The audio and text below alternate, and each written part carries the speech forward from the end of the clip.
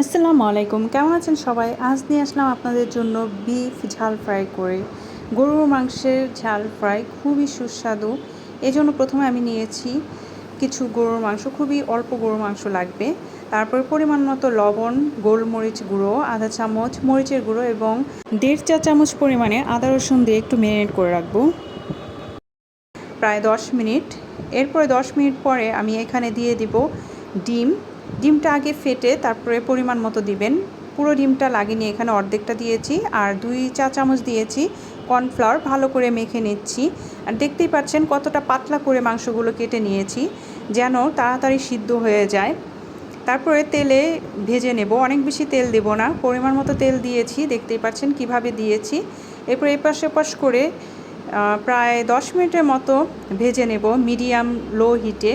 High hit করবেন না, তাহলে তাড়াতাড়ি পুড়ে যাবে, সিদ্ধ হবে না। দেখতেই পাচ্ছেন, আর মাংসগুলো বেশি পাতলা করে কাটার কারণে তাড়াতাড়ি সিদ্ধ হয়ে যাবে।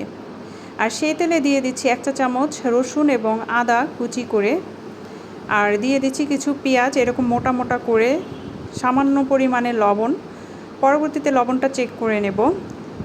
এরপরে দিয়েছি ক্যাপসিকাম এবং টমেটো কুচি করে।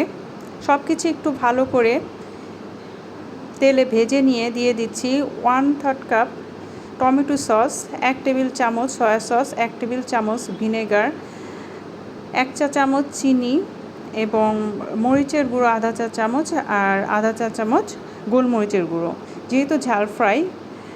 আর দিয়েছি পরিমাণ মতো পানি। এরপরে সব কিছু সসটা মিশিয়ে দিয়ে দিব সেই মাংস, ভেজে রাখা মাংসগুলো। সব কিছু একটু মিশিয়ে কিছু কাঁচামরিচ কুচি করে দিয়ে দিচ্ছি। তারপর ঢাকনা দিয়ে অপেক্ষা করব 10 মিনিট। 10 মিনিটের মাঝখানে আপনারা একটু নেড়ে চেড়ে দেবেন এবং চুলাটা মিডিয়াম হাই হিটে রাখবেন। দেখতেই পাচ্ছেন কেমন হয়েছে, পুরোপুরি সিদ্ধ হয়ে গিয়েছে, ভাজতে ভাজতেই সিদ্ধ হয়ে গেছে যেহেতু অনেক পাতলা ছিল। এখন নামিয়ে পরিবেশন করে দেখাচ্ছি।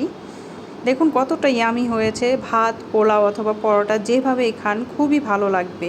আশা করি বাসায় একবার হলেও চেষ্টা করবেন আর আমাকে জানাবেন কেমন হয়েছে। আল্লাহ হাফেজ।